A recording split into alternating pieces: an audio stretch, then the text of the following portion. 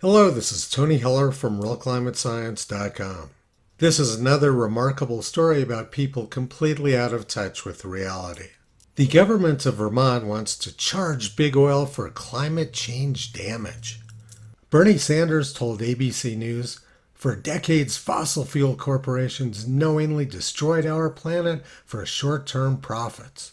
And Bernie knows the planet was destroyed because there was some flooding in Vermont last year.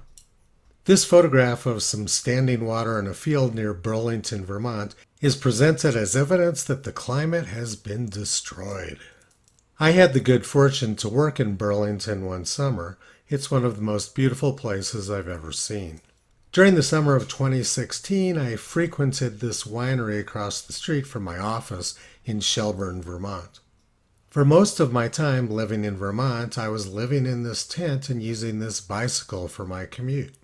They had a shower in the office where I was working, so I'd go in early in the morning, get cleaned up, and be ready for a day's work. It was a wonderful lifestyle, and I didn't see much evidence that Vermont had been destroyed. But before I moved into the tent, I was renting a room up north of Burlington at Winooski, Vermont. When I was living there, I would ride my bicycle past this building every day. This is a photograph of the Winooski River during the Great Flood of 1927. It was the worst flood in Vermont's history. More than 1,000 bridges washed away, and the lieutenant governor drowned. The intensity of the 1927 Vermont flood was rather remarkable. It was quite a flood, but the Vermont government apparently thinks this was worse. The Red Cross described 1927 as being the worst disaster year in their history, caused by floods and tornadoes. Flooding on the Mississippi River lasted for 6 months and is considered the worst on record in the U.S. St. Louis was largely destroyed by a tornado during September 1927. The Red Cross accounting was actually for fiscal year 1927 and included the Great Miami Hurricane, which was inflation-adjusted the most expensive natural disaster in U.S. history. Much of Miami got destroyed by that hurricane. But Bernie Sanders and ABC News seem to believe that this flooding in a field in Vermont is worse.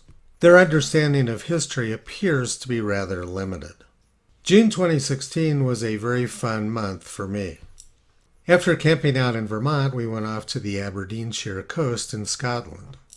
One of President Trump's golf courses is located here, and it's easy to see why he chose that location. Then we went off to South Wiltshire to stay with my friend Adam during Brexit. I didn't see a lot of climate damage in either New England or Old England. Vermont has 500,000 gasoline-powered vehicles. If oil companies didn't deliver their product to Vermont, it would be a huge catastrophe for the citizens of the state. The government of Vermont doesn't seem to understand the difference between producers and consumers. It's not the oil companies who are creating the carbon dioxide. Rather, it's the billions of consumers around the world who need the oil companies' products. If Vermonters didn't have natural gas to keep their houses warm during the winter, they would have to burn wood, and then they would have a huge problem with deforestation and pollution.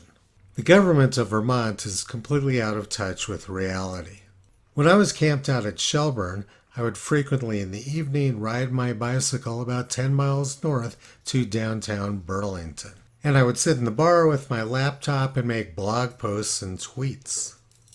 It was pretty common while I was sitting at the bar that women would sit down next to me and start a conversation with me, breaking the ice by talking about global warming. I never argued with them. Instead, I would ask them what evidence they saw for the climate catastrophe. They never had a good answer. They lived in this incredibly beautiful place, but instead of seeing the real world, they simply parroted propaganda. I saw very few bicycle riders in Burlington. If they lived outside like I did and rode their bicycle everywhere, perhaps they'd have a more realistic view of the world. They could have been enjoying their real environment, but instead they chose to fear an imaginary one. And the same thing goes for the people of the United Kingdom. This was along Hadrian's Wall during June of 2016, just before Brexit. I'm having a very difficult time seeing a climate crisis in this photograph. Toto's been pulling back the curtain on the climate scam for 16 years. You can visit him and his family on the web at realclimatescience.com.